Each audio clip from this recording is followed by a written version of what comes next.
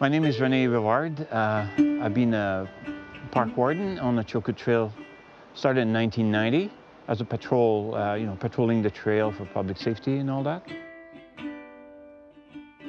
It's been a long time for sure, and I'm just about coming to an end here of my career. We all have to cry I for me. have a gift for Rene. No, we don't. Would you like it? Me? Really? You're filming me special? Thank you.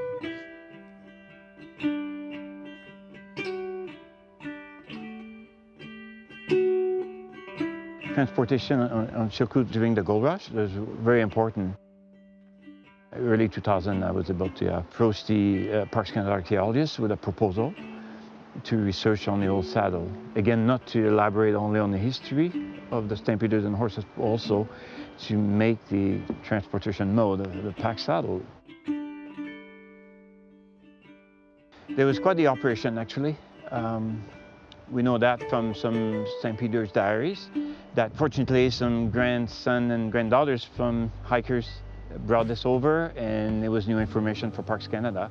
It was from a fellow Ward Hall. He was a stampeder, but when he came over, he was just interested to hang around the area a bit longer, so provided service as a wrangler to the freighting company with the horses, which we believe was Orr and Tucky from Montana. So their base camp was primarily at Deep Lake, and basically the diary says that the outfitter at this camp there, I guess the cook would get up at 4:30 in the morning, feed everybody, and by 6 a.m. or so, everybody were heading up from Deep Lake up to the pass, which was 7 miles. The best way to travel here was definitely in the winter, for sure, with the pack horses from Deep Lake horse camp. And he'd stay on on a frozen lake and river, the horses, right in the middle on the bottom here. And they had a daily run with the pack horses, like 150 plus horses, and mules and jackass and Appaloosas. There was a variety. And the first one had a bell in front. And they were all, early in the morning, were all heading up to the Crater Lake, basically from Deep Lake, and get there around 11 a.m. Meanwhile, the people at the end of the tramway would slide down all the equipment and gear down the chute. It was like a few hundred feet long that comes down to on the ice of Crater Lake, and the wrangler would pack all the horses. And by about 1:30 p.m., they were all loaded and everything. And they had a mule at some point in that diary described that the mule packed 400 pounds of whiskey. It was 2 cases of 200 pounds on each side.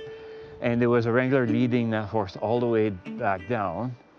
And he made it fine, apparently, but they gave him a break of about a week break. But anyway, at 1:30 p.m. or so, they all come down, loaded, past Deep Lake, and come down to Lindeman City, and get to the lake itself, where there was barges, and all the pack horses would be unloaded there, and come back up to Deep Lake for the night by 8:30 p.m. or so. So that was a day of operation for the horse freighting company.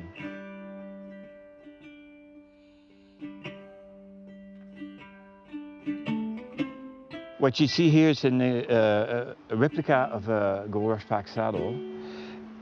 It's designed was made for a mule deer. You could tell by the shape of it. I can tell because I'm a pack saddle maker. This one, one of the 3 good example, suitable for replicas I found along the trail. Christine, my coworker, was with me when we did the resource description. We had a research permit as well at the time to look at the horse sites, we had some building and you could see on the ground harness leather and those remains of pack saddles. When I saw this old pack board from the gold rush sitting on a rock, that's why actually it was still suitable for replica, because it was sitting on a rock. And because it's organic, otherwise it would decay if it'd be on the ground. So I found very few that way, really. But fortunately I was able to find several to make replicas, because otherwise by now those saddles would be totally gone.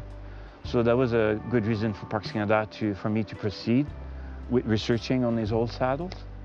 Fortunately, I found 1 board and 2 pieces of fork, and it was a broken board. That's probably why they left it. And I could tell the saddle was really well made because, of course, they had a shape to fit mules, and they probably have different shape to fit other breeds.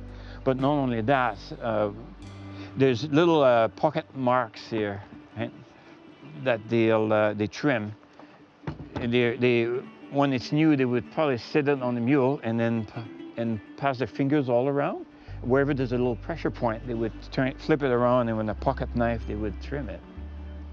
Those special trims were so that the saddle would fit like a shoe, basically, well fit on the animal.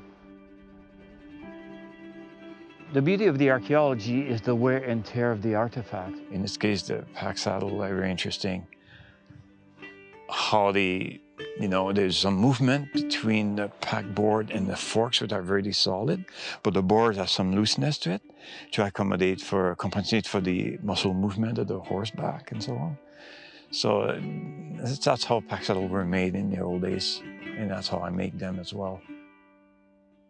I was able to relate to those old saddles from the 1800 era because the Métis elder that taught me the profession of making custom-made pack saddles, he learned from the method of the 1800 as well. So it was passed on, and I was fortunate to learn this from me. It's quite fascinating to think that from a tree you can, carve it to a point to become a saddle, which is a transportation mode. I believe it's important to keep alive making pack saddle for horses in the traditional way, which is hand carved with tools, because the profession is practically disappeared. Eventually, I would like to pass on my profession of making pack saddle to the new generation. First, I want to get back to the profession itself, making pack saddle as a business. Once I'm established this way, about in a year from now, then I'll probably try to be a mentor for some young people to learn what I've learned and pass on the profession, yeah. I mean, all that time I spent working on the Chilkoot Trail, we're talking about over 25 years. I feel grateful to have worked on the trail because I strongly believe I made a difference. Yes, in many ways.